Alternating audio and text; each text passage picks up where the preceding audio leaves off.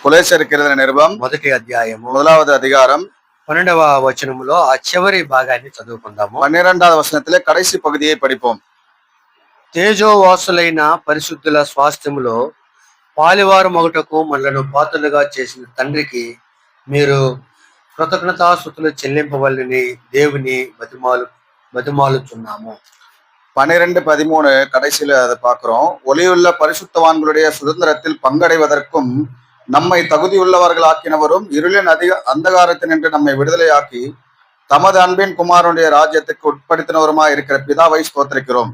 ఇక్కడ మరి దేవుణ్ణి స్తుతించేదానికి ఒక కారణం ఇక్కడ భక్తుడైనటువంటి పౌలు తెలియజేసుకుంటున్నాడు. இங்கே தேவனை துதிக்குவதற்கு ஒரு காரணத்தை இங்கே பவுல் சொல்லுகிறதை காண முடியும். ఆ కారణం ఏమిటని ఇక్కడ మనం గమనించేటప్పుడు இந்த காரணம் என்னவென்றால் இங்கே நம்ம பார்க்கும் பொழுது తేజోవాసులైన పరిశుద్ధుల స్వాస్థ్యములో పాలివారు మొగటకు మనలను మరి పాత్రలుగా చేసిన తండ్రి అని చెప్పి ఇక్కడ చూస్తాం. ஒளியுள்ள பரிசுத்தவான்களுடைய சுதந்திரத்துல பங்கடைவதற்கு நம்மை தகுதியுள்ளவர் ஆக்கினார் என்று பார்க்கிறோம்.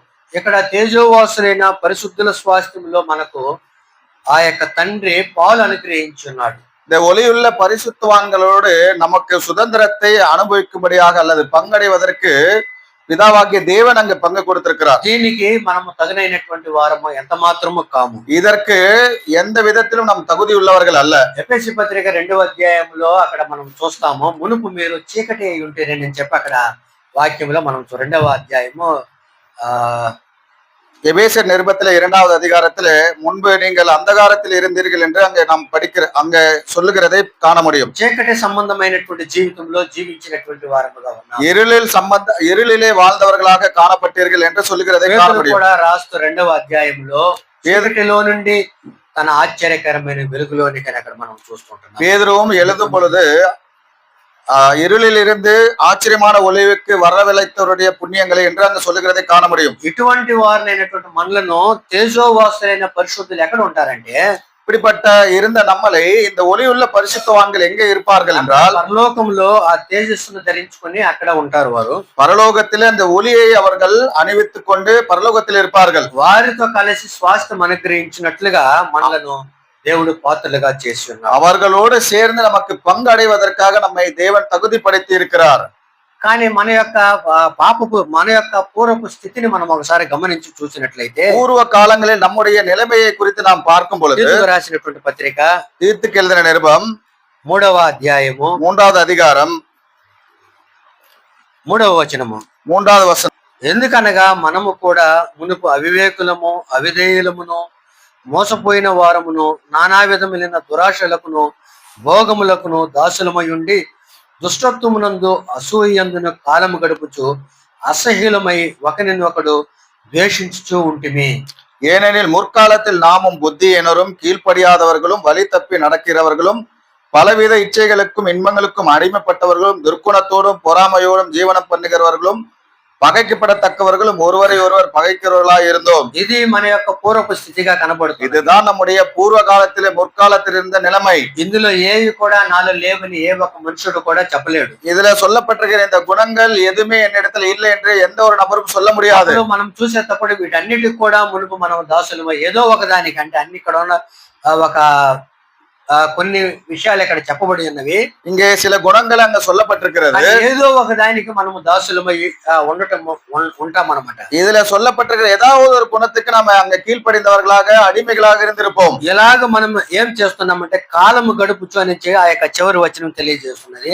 இங்க நேரம் அங்க போக்கு கொண்டிருக்கிறது என்று அங்க கடைசியில பார்க்கிறோம். అసహ్యులమై ఒకరినొకడు ద్వేషించుచూ ఉంటమని, அங்க పగైக்கப்பட்டவர்களும் పగైக்கிறவர்களுமா இருந்தோம் என்று சொல்லப்படுகிறது. కూడా మనము ఈ గుణ లక్షణాలు కలిగి ఆయనను ద్వేషించు ఉన్నటువంటి நாம் இப்படிப்பட்ட குணங்களை உடையவர்களாக இருந்து தேவனையும் பகைத்தவர்களாக இருந்தோம். కానీ ఇక్కడ ఆ యొక్క తండ్రిని స్తోత్రించడానికి ఒక కారణము పౌలు భక్తుడు తెలియజేసిన విషయంలో, இங்கே பிதாவாகிய தேவனை ஸ்தோத்திரிக்கிறதுக்கு ஒரு காரணத்தை பவுல் அவர் இங்க சொல்லுகிற பொழுது, అక్కడ మరి తేజోవాసులైన పరిశుద్ధులతో మనకు స్వాస్థ్యం ఆయన అనుగ్రహించాడు. ஒளியுள்ள பரிசுத்தவான்களோடு அங்க சுதந்திரத்தில் நமக்கு பங்கு கொடுத்திருக்கிறார். స్థితి కలిగినటువంటి స్థితిలో ఉన్నటువంటి మన పైన இப்படிப்பட்ட ஒரு நிலைமையில இருந்த நம்மை దేవుడు ఎలాంటి ఒక కృపను చూపించాడు అనే విషయాన్ని 4వ వచనంలో రాయబడి ఉన్నది. 4வது வசனத்திலே இப்படிப்பட்டவர்களா இந்த நமக்கு தேவன் எப்படிப்பட்ட கிருபையை பாராட்டினார் என்று பார்ப்போம். మన రక్షకుడైన దేవుని యొక్క దయయు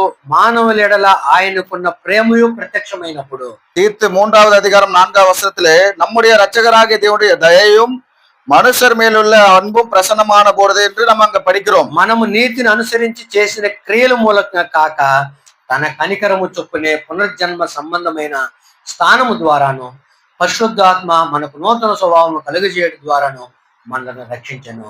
நாம் செய்த நீதியின் கிரியைகள் நிமித்தம் அவர் நம்மை ரட்சியாமல் தமது இரக்கத்தின்படியே மறுஜென்ம மூலிக்கினால் பரிசுத்தாவினுடைய புதிதாக்கினதனாலும் நம்மை ரட்சித்தார். ఇక్కడ మరి ఇటువంటి స్థితిలో ఉన్నటువంటి మనకు இப்படிப்பட்ட நிலைமையில இருந்த நமக்கு రక్షకుడైన దేవుని యొక్క దయ, ரட்சகராக இருக்கிற தேவனுடைய தயவு మానవుల ఎడల ఆయనకున్న ప్రేమ ప్రత్యక్షమైనప్పుడు, மனுஷர்கள் மத்தியில் மேல் அவர் இருந்த அன்பு வெளிப்பட்ட பொழுது ఇక్కడ రాయబడింది మనము నీతిని 5వ వచనం, నీతిని అనుసరించి చేసిన క్రియల మూలకంగా కాక. நாம் இங்க எழுதப்பட்டிருக்கிறது நாம் செய்த நீதியின் கிரைகள் நிமித்தம் அல்ல. మనలో ఏ ఒక్క నీతి నిజాయితీ అనేది మనలో లేదు. நம்மிடத்துல எந்த ஒரு நீதியும் நியாயமும் இல்லை. అక్కడ పై వచనాలు అయితే మనకు తెలియజేస్తున్నది. மேல இருக்கிற வசனங்கள் அதை நமக்கு காட்டுகிறது. ఆయన మన పైన కనికరపడ్డాడని చెప్పారు. அவர் நம்மேல இரக்கம் பாராட்டினார் என்று பார்க்கிறோம்.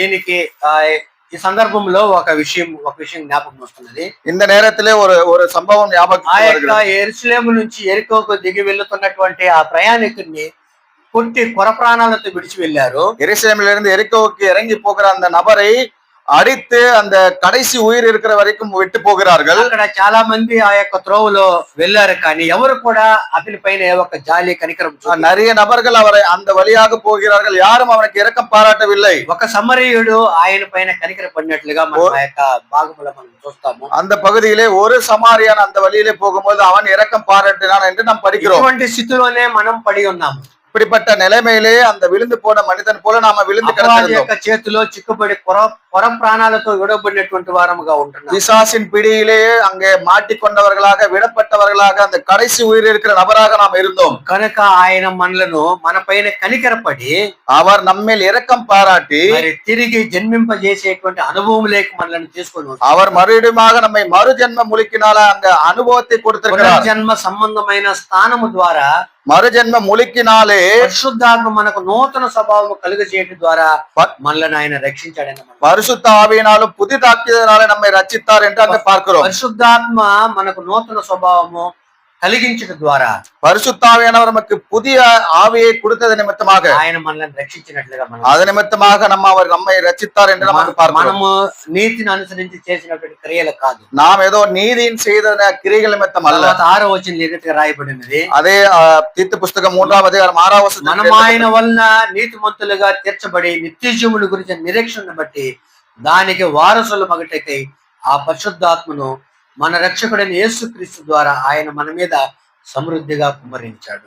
தமது கிருபையினாலே நாம் நீதிமான்களாக்கப்பட்டு நித்திய ஜீவனை உண்டாகும் என்கிற நம்பிக்கையின்படி சுதந்திரமாகத்தக்கதாக அவர் நமது இரட்சகராகிய இயேசு கிறிஸ்து மூலமாய் அந்த பரிசுத்தாவியை நம்மேல் சம்பூர்ணமாய் பொழிந்தருளினார். ఇంకా మనం చూసేటప్పుడు இன்னும் நாம் பார்க்கும் பொழுது కొలసి 1:13లో கொலேசியர் நிருபம் 1వ அதிகாரம் 13వ వచనంలో ఆయన మనలను అంధకార సంబంధమైన అధికారముల నుండి విడుదల చేసి తాను ప్రేమించిన తన కుమారుని యొక్క రాజ్య నివాసులుగా చేశాడు.